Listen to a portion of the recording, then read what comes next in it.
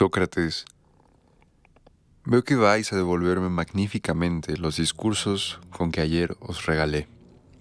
Toma, pues, la palabra, Timeo, pero antes, como conviene y es uso, invoca a los dioses.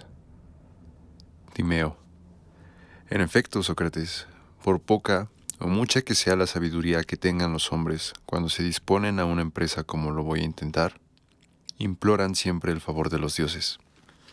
Y nosotros, que nos proponemos hablar del universo, diciendo cuál es su origen, o si no lo tiene, al menos debemos sentir la necesidad de invocar a los dioses y las diosas y rogarles nos inspiren palabras que sean de su agrado y del nuestro después. Ya sabéis lo que pido a los dioses para ello. En cuanto a vosotros, les ruego os permitan que me comprendáis claramente y que os exponga, sin dejaros lugar a dudas, lo que referente al sujeto que nos ocupa albergo en mi inteligencia. Si no estoy equivocado, es necesario empezar por diferenciar y definir dos cosas: lo que siempre existe sin jamás haber nacido y lo que siempre está naciendo sin jamás llegar a existir. El pensamiento, unido al raciocinio, comprende la primera, porque ésta permanece siempre la misma. La segunda está conjeturada por la opinión, acompañada de la inconsciente impresión de los sentidos, porque nace y perece sin jamás ser verdaderamente. Pero todo lo que nace proviene necesariamente de una causa, porque sin causa nada puede tener origen. Cuando, pues, un obrero fija la vista sobre lo que no cambia e inspirándose en un modelo tal se esfuerza en reproducir la idea y la virtud, hace necesariamente una obra bella, mientras que si al contrario no contiene miradas más que para lo efímero y trabaja teniendo por modelo algo perecedero, su obra carecerá de belleza. Por consiguiente, la primera cosa que tenemos que examinar en el cielo en general, o el mundo, o si se prefiere algún otro nombre, démoselo. Es aquella por la que hemos dicho que hay que empezar siempre, a saber, si ha sido siempre sin haber jamás comenzado a nacer, o si ha nacido y tenido, pues, un origen y un principio. Por consiguiente, ha nacido y es efectivamente visible, tangible y corpóreo, y todo lo que tiene estas cualidades es sensible, y todo lo que es sensible y cae bajo el dominio de la opinión acompañada de sensación, sabemos que nace y es engendrado. Decimos, además, que todo lo que nace procede necesariamente de alguna cosa. ¿Quién es, pues, el creador y padre de este universo? Difícil es encontrarle, y cuando se le ha encontrado, imposible hacer que la multitud le conozca. En segundo lugar, hay que examinar en qué modelo se inspiró el arquitecto que construyó el universo. ¿Fue el modelo inmutable y siempre el mismo, o el modelo de lo que ha comenzado a ser? Si el mundo es bello y su creador excelente, es evidente que tuvo ante los ojos el modelo eterno. Pero si ambos son al contrario, lo que ni siquiera está permitido pronunciar, el modelo efímero habrá sido el limitado. El mundo es, en efecto, la cosa más bella que se ha producido, y su creador la mejor de las causas. El universo, así engendrado, ha sido, pues, formado según el modelo de la razón, de la sabiduría y de la esencia inmutable, de donde se deduce, como consecuencia necesaria, que el universo es una copia.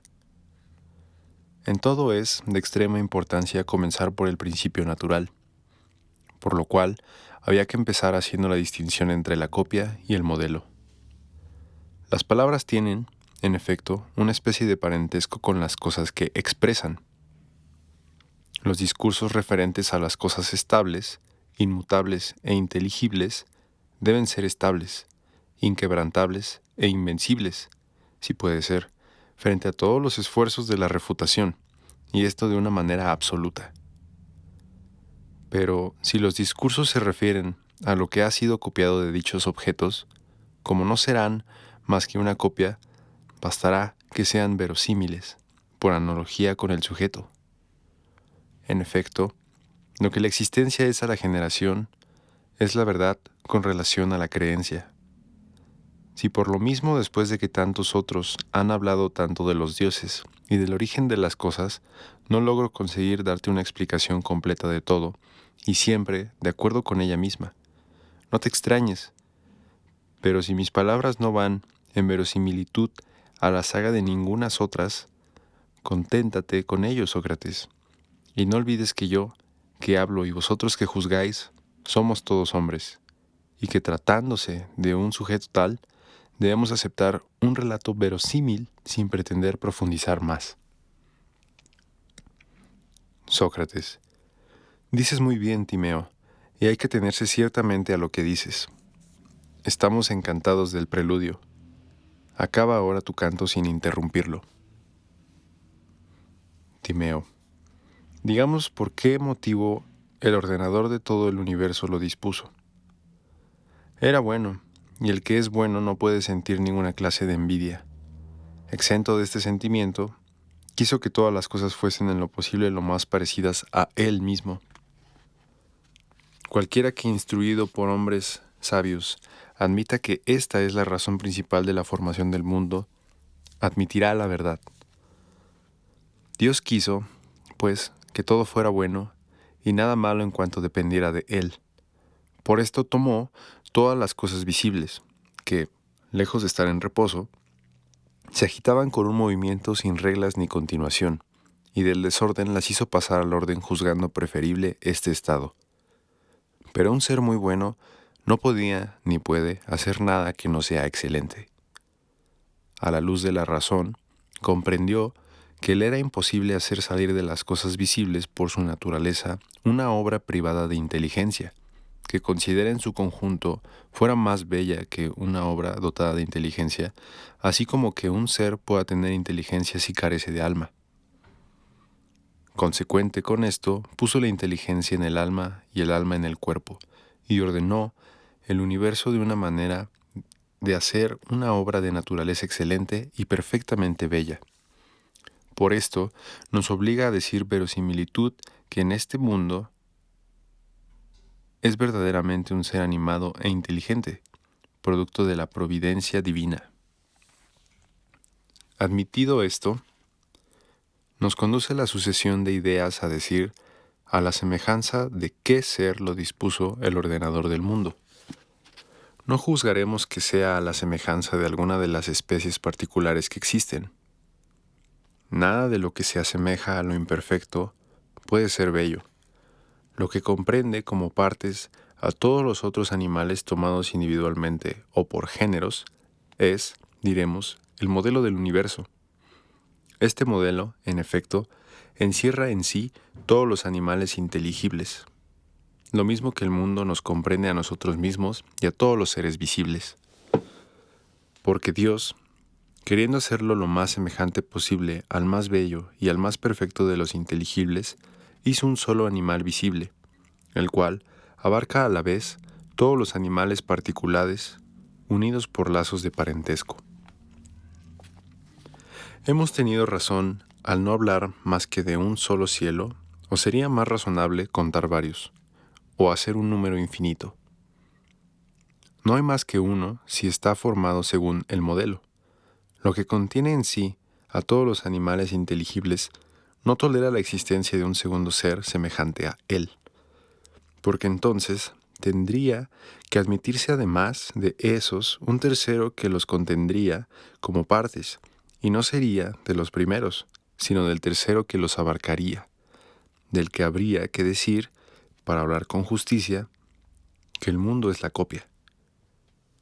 A fin, pues, de que el mundo fuera semejante por su unidad al animal perfecto, no formó ni dos ni un número infinito el creador de los mundos.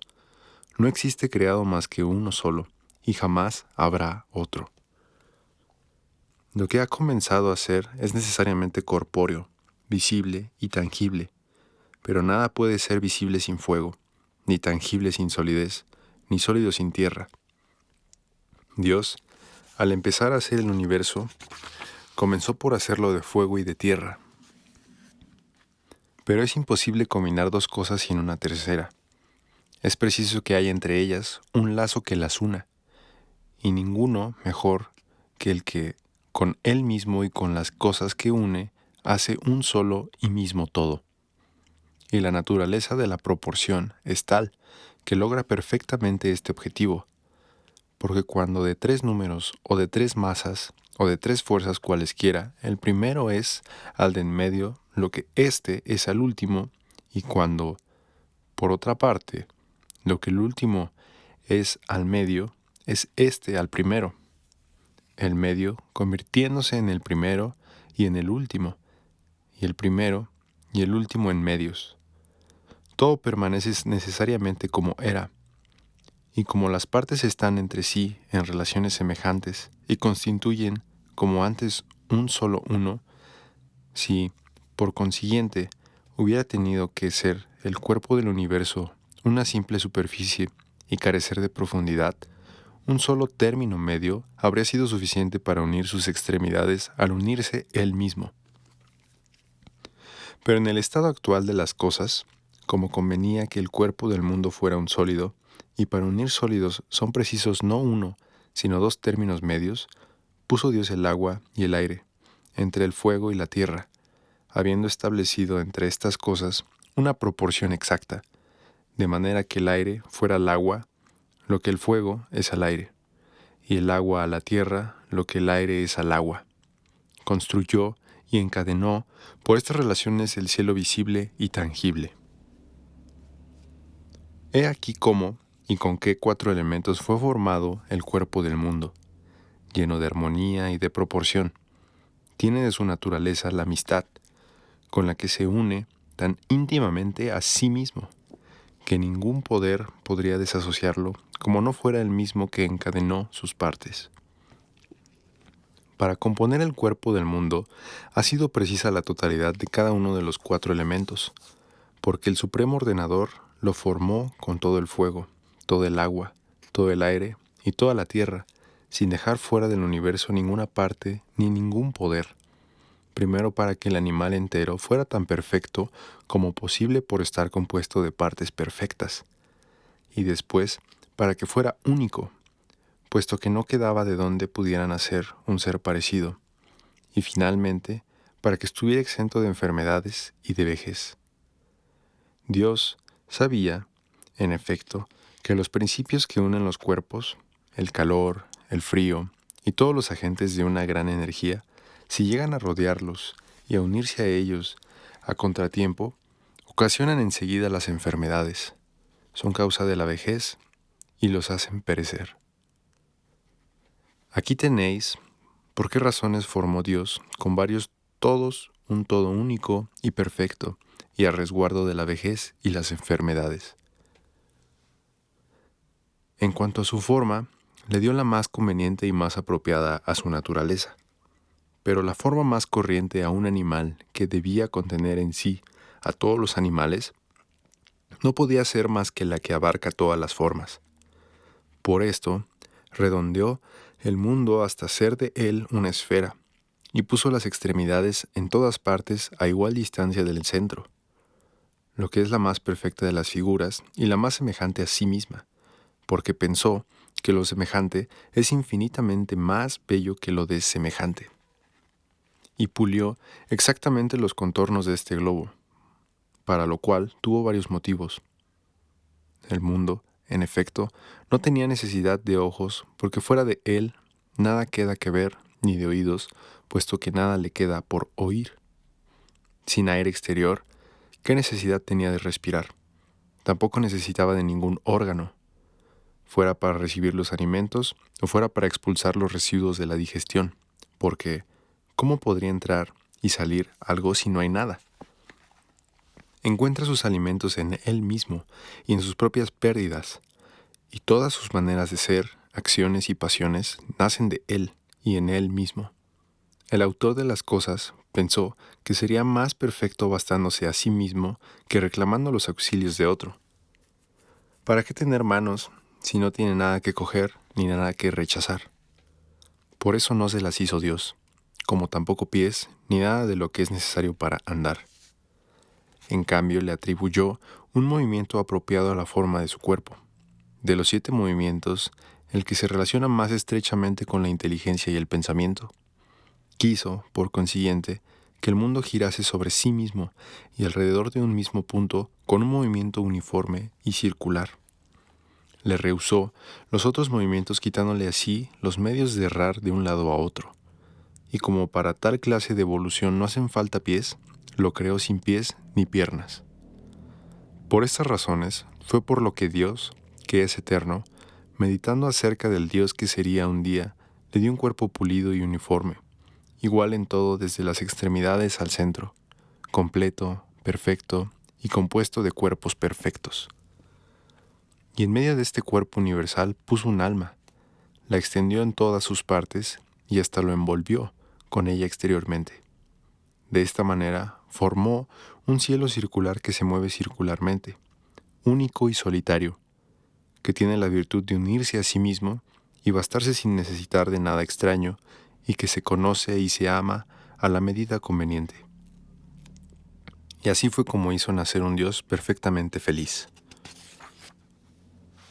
Pero esta alma, de las que nos proponemos hablar en último lugar, no fue hecha por Dios la última, porque no habría permitido al unirla al cuerpo porque lo más antiguo estuviera sometido a lo más joven.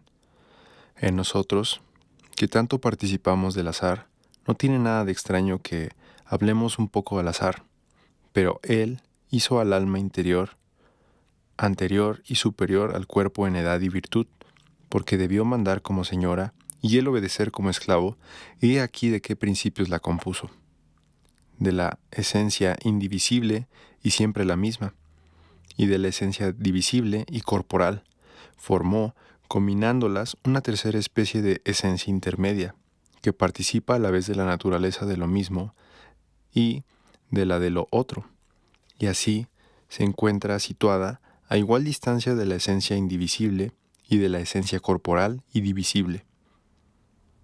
Tomando después estos tres principios, hizo con ellos una sola especie, uniendo a viva fuerza la naturaleza rebelde de lo otro con la de lo mismo, mezclando a continuación lo indivisible y lo divisible con la esencia, compuso con las tres cosas un solo todo, que dividió finalmente en tantas partes como le convenía, cada una de las cuales contenía a la vez partes de lo mismo, de lo otro y de la esencia. He aquí cómo efectuó esta división. Del todo, separó al principio una parte, después una segunda parte, doble de la primera, una tercera que valía una vez y media la segunda y 3 veces la primera, una cuarta, doble de la segunda, una quinta, triple de la tercera, una sexta, óctuple de la primera y una séptima valiendo 27 veces la primera.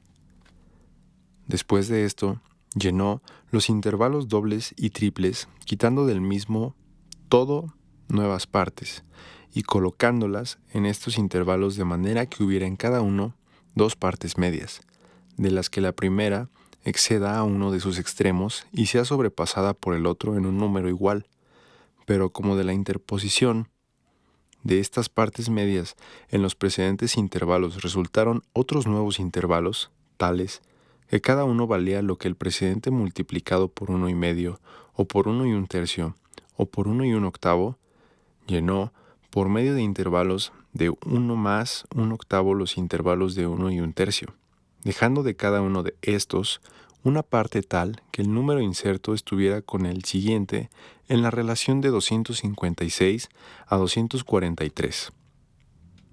Y de esta manera se encontró la mezcla primitiva empleada por entero después de dividida sucesivamente en estas diversas partes. A esta nueva composición la dividió Dios en dos, cortándola en el sentido de la longitud. Cruzó estas dos partes por la mitad de modo que formaran una X.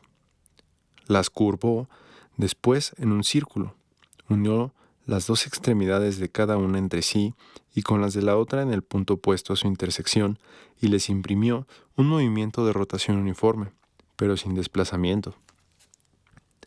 Hizo de manera que uno de estos círculos fuese exterior y el otro interior. Al movimiento del círculo exterior lo llamó movimiento de la naturaleza de lo mismo, y al círculo interior movimiento de la naturaleza de lo otro. Al movimiento de la naturaleza de lo mismo lo dirigió siguiendo el lado de un paralelogramo, hacia la derecha, y al movimiento de la naturaleza de lo otro siguiendo la diagonal, hacia la izquierda. Asignó la superioridad al movimiento de lo mismo y de lo semejante al no dividirlo. Al contrario, dividió en 6 partes el movimiento interior e hizo así 7 círculos desiguales, de los que unos siguen la progresión de los dobles y otros la de los triples, de manera que cada progresión tenga 3 intervalos. A estos círculos les dio movimientos contrarios y quiso que 3 de entre ellos marchasen con una misma velocidad y los otros 4 con velocidades diferentes entre sí, y de la de los otros 3, todos con medida y armonía. Cuando el autor de las cosas hubo formado a su gusto el alma del mundo, dispuso, dentro de ella, el cuerpo del universo, y los unió juntando sus centros. El alma, entonces esparcida en todas partes desde el centro de las extremidades del cielo, yendo más allá aún y envolviéndolo por todas partes, estableció, girando sobre ella misma, el comienzo divino de una vida perdurable y guiada por la razón en la eternidad del tiempo. Así, nacieron el cuerpo visible del cielo y el alma invisible que participa de la razón y de la armonía de los seres inteligibles y eternos. Entre las cosas producidas, la más perfecta que haya producido el ser más perfecto. Formada de la combinación de 3 principios, la naturaleza de lo mismo, la de lo otro y la esencia intermedia, dividida y unida en sus partes con proporción y girando siempre sobre ella misma, y sea porque el alma encuentre algún objeto cuya esencia es indivisible o cualquier otro cuya esencia sea indivisible, declara por el movimiento de todo su ser a qué se parece cada cosa y de qué se diferencia, y por qué, dónde y cómo, cuando las cosas producidas tienen que ser o padecer tanto entre ellas como por relación a lo que permanece sin variar. La razón que no es capaz de la verdad más que por su relación con lo mismo puede tener por objeto lo otro igualmente que lo mismo, llevada como está en el seno de lo que se mueve por sí mismo sin sonido y sin voz. Cuando se pone en relación con las cosas sensibles y el círculo de lo otro en su marcha regular lleva al alma impresiones nuevas, se forman opiniones y creencias sólidas y verdaderas.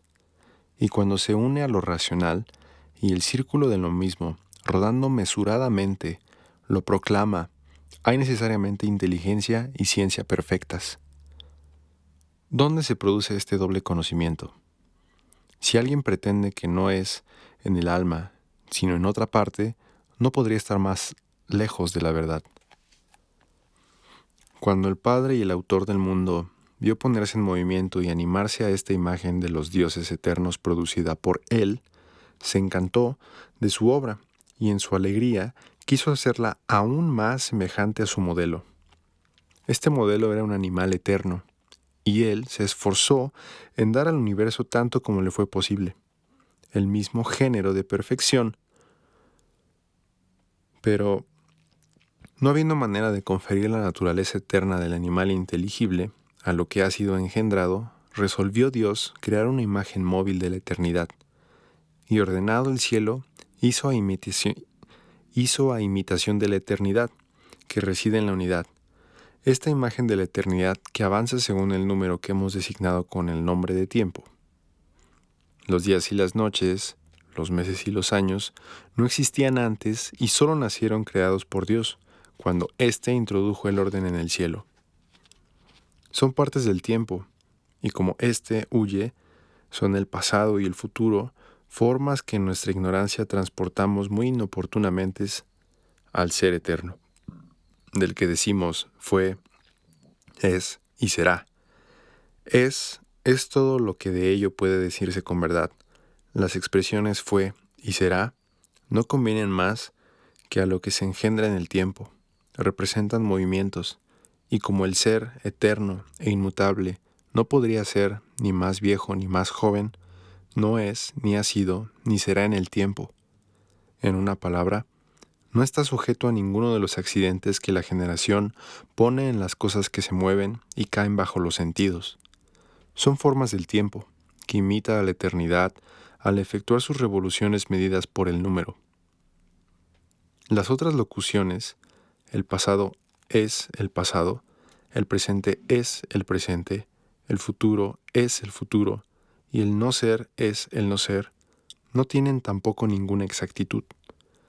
Pero no es este el lugar ni el momento de entrar en mayores detalles acerca de esto. El tiempo se produjo, pues, con el cielo, a fin de que nacidos juntos perezcan juntos. El tiempo se produjo, pues, con el cielo, a fin de que nacidos juntos perezcan juntos, si es que han de perecer. Y fue creado teniendo por modelo a la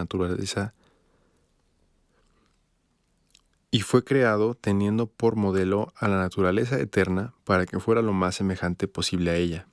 Porque el modelo es desde toda la eternidad y el tiempo es solo desde el principio hasta el fin, habiendo sido, siendo y debiendo ser. Movido por este deseo y por esta idea, y porque quería que el tiempo fuera y que fuera tal, hizo Dios que nacieran el Sol, la Luna y los 5 astros que han sido llamados planetas y que están destinados a marcar y mantener las medidas del tiempo.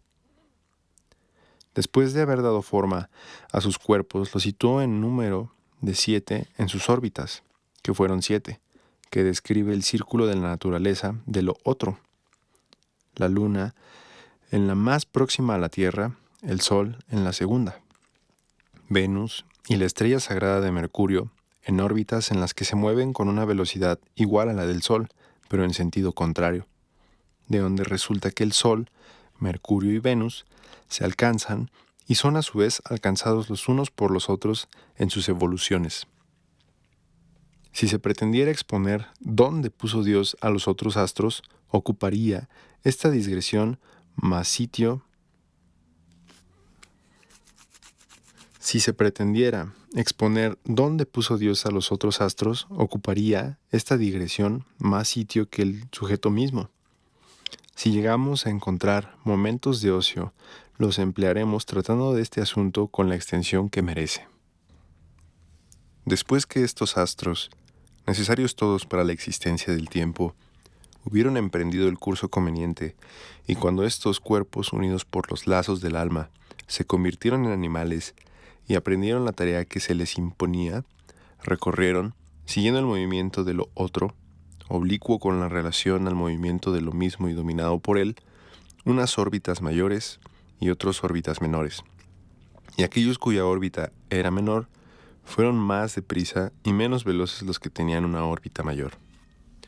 Y en el movimiento de lo mismo, pareció que los astros más rápidos eran alcanzados por los más lentos. En este movimiento arrastrado efectivamente en espiral a todos los círculos de los astros, y yendo los unos en un sentido y los otros en el sentido contrario, los que se alejaban más lentamente de este movimiento, el más rápido de todos, parecían seguirle de más cerca. Entonces, y a fin de que hubiera una medida evidente de la lentitud y de la velocidad relativas de los astros, y para que sus 8 revoluciones pudieran verificarse regularmente, encendió Dios en el segundo círculo encima de la Tierra esta luz que hoy llamamos Sol. Iluminó así con vivos resplandores toda la extensión del cielo e hizo partícipes de la ciencia del número a todos los seres vivientes a quienes les convenía. Los que la aprendieron, considerando las revoluciones de lo mismo y lo semejante, así nacieron el día y la noche, y la revolución del movimiento circular único y el más sabio. Por la revolución del movimiento circular único y el más sabio, entiéndase la revolución diurna del mundo entero sobre su eje, de donde resulta la revolución diurna de todos los cupos celestes alrededor de la Tierra. Y el mes, cuando la luna ha recorrido su órbita y encuentra el sol, y el año, cuando el sol ha recorrido el círculo en que se mueve. De las revoluciones de los astros planetas no se ocuparon los hombres, excepto de un pequeño número. No les dan nombres, no saben determinar sus relaciones por medio de los números y no tienen idea de que el tiempo se mida también por estos cursos errantes cuya multitud es prodigiosa y su variedad admirable. No es menos posible de concebir que la unidad perfecta de tiempo, el año perfecto, se ha cumplido cuando las 8 revoluciones de velocidades diferentes han vuelto a su punto de partida después de una duración medida sobre el círculo de lo mismo y de lo semejante. He aquí cómo y por qué. He aquí cómo y por qué han sido producidas las de los astros, que en su curso a través del cielo debieron volver periódicamente sobre ellos mismos, a fin de que el universo fuera lo más semejante posible al animal perfecto e inteligible por esta imitación de su naturaleza eterna. Hasta que el tiempo fue engendrado, fue el mundo entero la copia exacta del modelo del que debía ser la fiel imagen, pero como no abarcaba todos los animales que todavía no habían nacido, le faltaba este último rasgo de semejanza. Dios remedió este defecto y acabó su obra conforme al ejemplar que tenía ante los ojos. Pensó que todas las especies que el espíritu concibe en el animal que es verdaderamente deberían existir en el mismo número y las mismas en el universo. Y hay 4. Primero, la raza celestial de los dioses. Después, la raza alada que hiende los aires. En tercer lugar, la que vive en las aguas. Y finalmente, la que anda sobre la tierra que habita. Compuso la clase divina casi enteramente de fuego, a fin de que resultara muy brillante y bella, y perfectamente redonda para que se asemejara al universo. Le infundió la noción del bien para que marchara acorde con el mundo y la distribuyó por toda la extensión del cielo a fin de repartir por todas partes la variedad y el ornamento. Cada uno de estos dioses tuvo 2 movimientos, uno por el cual se mueven sobre los mismos uniformemente y sin cambiar de sitio, porque perseveran en la contemplación de lo que no pasa, y otro por el cual avanzan, porque están dominados por la revolución de lo mismo y de lo semejante. Pero les rehusó los otros 5 cambios, a fin de que cada uno de ellos tuviera toda la perfección de que es susceptible. Por estos motivos fueron formados los astros que no son errantes, animales divinos y eternos, que siempre, en el mismo sitio, giran constantemente sobre ellos mismos. De los otros que van y vuelven en su curso vagabundo, hemos explicado ya el origen. De la Tierra, nuestra nodriza, que gira alrededor del eje que atraviesa todo el universo, hizo Dios la guardiana de éste y la obrera del día y de la noche, y también la primera y más antigua de las divinidades nacidas en el interior del cielo. Los coros de danzas de estos astros, sus cursos, el alejamiento y aproximación de los círculos que describen, astros que en sus conjunciones son vecinos los unos de los otros y otros opuestos, que como persiguiéndose pasan los unos detrás de los otros en ciertas épocas y se ocultan a nuestras miradas. Los temores y presagios de los versados en estos cálculos son cosas que en vano trataríamos de explicar sin poner una imagen ante los ojos del lector. Lo que precede debe satisfacernos, y por esto no entraremos en más detalles acerca de los dioses visibles y engendrados. No nos consideraremos capaces de explicar el origen de las otras divinidades. Lo mejor es referirnos a quienes hallaron ya de ellas y que procedentes, como dicen, de estos dioses deben conocer a sus antepasados.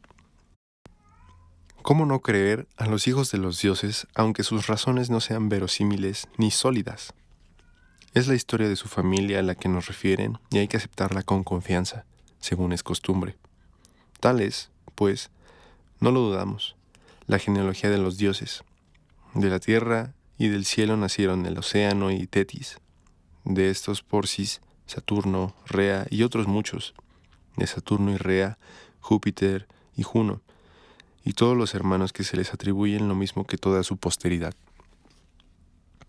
Cuando todos estos dioses, los que efectúan manifiestamente sus evoluciones y los que solo se nos aparecen cuando les place, hubieron recibido la existencia, el creador de este universo les habló en estos términos: dioses, hijos de dioses, vosotros, cuyo artífice soy, sois indisolubles porque me place que lo seáis. Todo lo compuesto puede ser disuelto, pero únicamente un malvado puede querer disolver lo que es bello y bien proporcionado. No sois inmortales ni naturalmente indisolubles por el hecho de que habéis nacido, y no obstante, no seréis disueltos ni víctimas de la muerte, porque mi voluntad es para vosotros un lazo más poderoso y más fuerte que los que ya os encadenaron desde el primer instante de vuestra existencia. Escuchadme, pues, hoy, y sabed lo que espero de vosotros. 3 razas mortales tienen que nacer todavía. Si no existieran, sería el mundo imperfecto, porque no contendría todas las especies de animales, y solo a este precio puede alcanzar la perfección. Pero, si fuera yo quien les infundiera la existencia y la vida, serían semejantes a dioses. A fin, pues, de que sean mortales y que el universo sea realmente el universo, dedicaos con todo celo, y según vuestra naturaleza, a formar estos animales, imitando el poder por el cual os hice nacer. En cuanto a los animales que deban compartir el nombre de los inmortales, y poseer una parte digna, capaz de mandar a aquellos de entre los suyos que querrán seguir vuestras huellas en el camino de la justicia, yo os daré la semilla y el principio para que lo forméis. Vuestra tarea será aliar después una parte mortal a la inmortal, formar con ellas animales, hacerlos crecer proporcionándoles alimentación y recibirlos en vuestro seno cuando perezcan.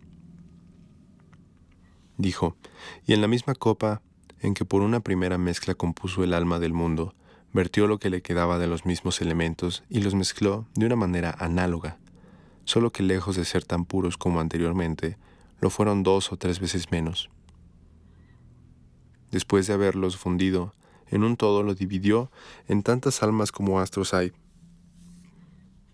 Dio una a cada uno de estos, y haciéndolas subir a ellos como un carro, expuso a estas almas la naturaleza del universo y les reveló sus eternos decretos, que todas tendrían primitivamente el mismo origen a fin de que ninguna pudiese quejarse de haber sido preferida, que sembradas en los instrumentos del tiempo que les convienen, engendrarían el más religioso de los seres animados, que la naturaleza humana, siendo doble, el sexo que más tarde sería apellidado viril, se impondría al otro, que unidades por una especie de necesidad a cuerpos que perderían y recuperarían partes sin cesar.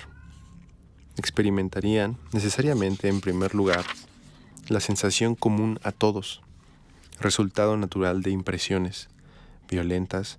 En segundo lugar, el amor mezclado del placer y del dolor. Y por último, el temor, la cólera y todas las pasiones que siguen o se oponen a aquellas. Que las dominaran vivirán en la justicia y en la injusticia los que se dejaran dominar por ellas. Que quien hiciera un buen uso del tiempo que se le acordaba de vida, volvería al astro que le es propio para residir en él y compartir una vida de felicidad. Que el que fallara sería transformado en mujer en un segundo nacimiento, y que si ni aún entonces cesara de ser malo siguiendo la naturaleza de sus vicios, en un tercer nacimiento sería convertido en el animal a quien por sus costumbres más se pareciera. Y en fin, que ni sus metamorfosis ni sus tormentos terminarían mientras no se dejara gobernar por la revolución de lo mismo y de lo semejante en él, y dominara por la razón esta masa desrazonable, este oleaje tumultuoso de partes de fuego, de agua, de aire y de tierra añadidas más tarde, y sólo entonces recuperaría su primera excelencia y su dignidad. Una vez promulgadas estas leyes, y para no tener que responder en adelante de la maldad de estas almas, sembró Dios unas en la tierra, otras en la luna, y otras también en los demás instrumentos del tiempo. Después de distribuirlas así, dejó a los dioses jóvenes en el cuidado de dar forma a los cuerpos mortales, de añadir al alma humana lo que todavía le faltaba y subvenir a todas sus necesidades a fin de guiar y conducir a este animal mortal lo mejor y más sabiamente posible, a menos que él mismo no fuera la propia causa de sus desgracias. Establecido este orden, el autor de las cosas volvió a su reposo habitual, y mientras reposaba, sus hijos, observando el plan de su padre, tomaron el principio inmortal del animal mortal e imitando al artífice de su ser, cogieron del mundo partes de fuego, de tierra, de agua y de aire, y las unieron, no con lazos indisolubles como aquellos que a ellos los sujetaban, sino con 1000 hebillas invisibles por su pequeñez. Una vez compuestos así, con distintos elementos los cuerpos particulares, colocaron los círculos del alma inmortal en estos cuerpos, que incesantemente pierden y renuevan partes. Estos círculos, sumergidos como en un río, sin ser vencedores ni vencidos, arrastrados unas veces y arrastrando otras, eran causa de que el animal estuviera agitado por entero sin orden, sin finalidad y sin razón, y presa de los 6 movimientos. Iba hacia adelante, hacia atrás, a la derecha y a la izquierda, arriba y abajo, y arrastrado en todos sentidos en su curso errante. Y era muy impetuoso el oleaje, que invadiendo y abandonando sucesivamente al cuerpo, le llevaba la alimentación, pero cuán mayor era todavía la perturbación producida por las impresiones de los objetos exteriores, cuando el cuerpo encontraba en el exterior un fuego extraño, o la resistencia de la tierra, o algún cuerpo humedecido por las aguas, o la violencia de los vientos empujados por el aire, y todas estas agitaciones procedentes de todas estas causas llegaban a través del cuerpo a herir el alma. Todas estas diversas agitaciones fueron llamadas sensaciones, y siguen siendo llamadas así todavía hoy, excitando en el mismo instante violentas conmociones al tiempo que la corriente incesante de la nutrición, removiendo y haciendo vacilar los círculos del alma. Estas sensaciones, por su curso opuesto, impidieron la revolución de lo mismo, le pusieron obstáculos y la detuvieron, perturbaron la de lo otro y los intervalos de 1 más 1/2, de 1 más 1/3 y de 1 más 1/8 que le servían de lazos de unión y de términos medios, no pudiendo ser enteramente destruidos más que por su autor, fueron al menos dispersados en todos sentidos y extraviados en todas direcciones, todo lo más lejos posible del movimiento circular. Apenas, unidas las unas a las otras, moviéronse bien estas partes del alma, pero se movían sin razón, unas veces opuestas, otras oblicuas y otras al revés, como un hombre que con la cabeza apoyada en la tierra y los pies dirigidos hacia el cielo mirara a alguien. En esta situación recíproca del paciente y del espectador, le parece a cada uno que la derecha del otro es la izquierda y la izquierda la derecha. Las revoluciones del alma padecen estos errores y otros parecidos, sobre todo cuando encuentran en el exterior objetos de la naturaleza de lo mismo o de la de lo otro. Porque, nombrándolos entonces semejantes o diferentes en contra de la verdad, se convierten en mentirosas e insensatas y deja de haber entre ellas una revolución que dirija y gobierne a las otras. Ocurre algunas veces que sensaciones procedentes del exterior caen sobre el alma, invadiéndola en toda su extensión, y entonces, a pesar de estar hechas para obedecer, son ellas las que parecen mandar. Todas estas diversas impresiones son causa de que hoy día, lo mismo que antes, parezca el alma desprovista de inteligencia cuando acaba de ser encadenada a un cuerpo mortal.